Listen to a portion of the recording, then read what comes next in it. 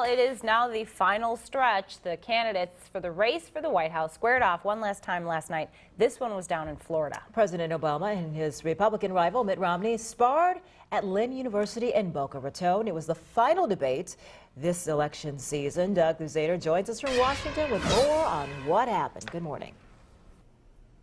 Good morning. Well, first of all, no major gaffes last night. That is no small thing with the election just 2 weeks away. This debate begins, as they all do, with a handshake. But as President Obama and Romney headed to their seats, they had different objectives. Romney to preserve his momentum, the president to get some back.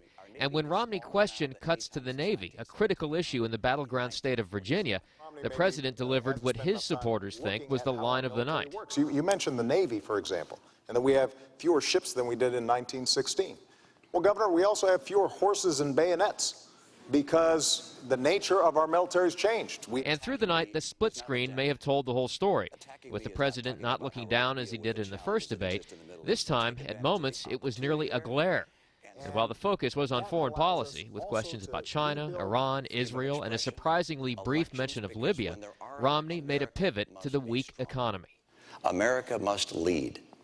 And for that to happen, we have to strengthen our economy here at home.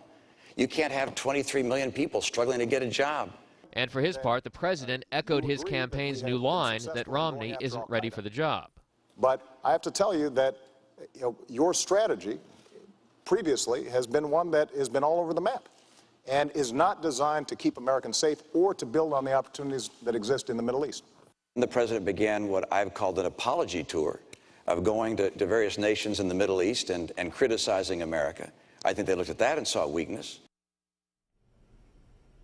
And as far as what's ahead today, let's take a look. The president is going to leave Florida today and go to that critical swing state of Ohio.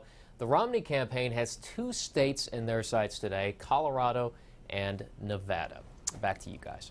All right, Doug, most of the polls are showing that Obama did stronger last night in the debate, but is it enough to give him an edge overall in the contest?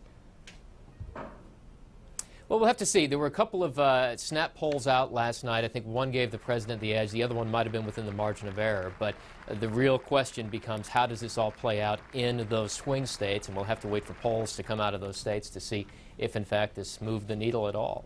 We've got 2 weeks left, so plenty of time for more polls. All right, Doug Luzader live for us this morning. Thank you very much. And we continue to follow.